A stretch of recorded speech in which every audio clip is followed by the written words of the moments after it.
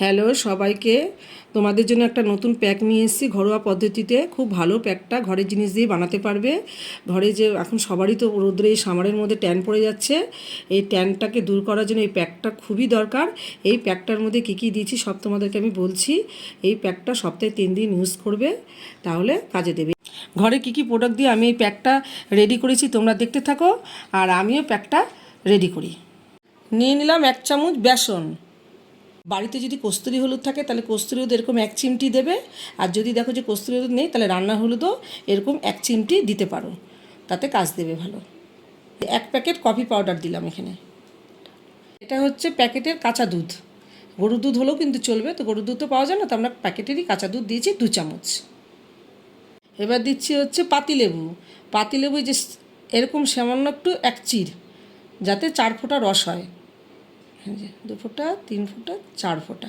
আর আমরা সব একসাথে মিশিয়ে একটা ট্যান রিমুভ করার প্যাক তৈরি করছি। এই যে সব যখন আমরা মেশাবো তখন থিকনেসটা কিন্তু এরকম আসবে, দেখে নাও কালারটা এরকম আসবে। এই যে থিকনেসটা, এই যে আমরা যে প্যাকটা তৈরি করলাম সেটা রেডি হয়ে।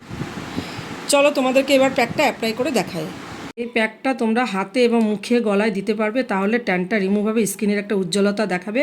সপ্তাহে 3 দিন দেবে, আর 5 থেকে 7 মিনিট রাখবে, আর হালকা ভেজা রুমাল দিয়ে মুছে দেবে। তারপরে দেখবে স্কিনটা একদম ক্লিন লাগবে, আর গ্লো লাগবে, আর দাগ ট্যান কিচ্ছু থাকবে না। তবে কন্টিনিউ দিতে হবে, তাহলে স্কিন একদম গ্লো হয়ে যাবে এবং স্কিনে কোনো দাগ থাকবে না। এই প্যাকটা সপ্তাহে 3 দিন লাগাবে। লাগানোর পর তোমরা কেমন রেজাল্ট পেলে আমাকে একটু জানাবে কমেন্টের মাধ্যমে।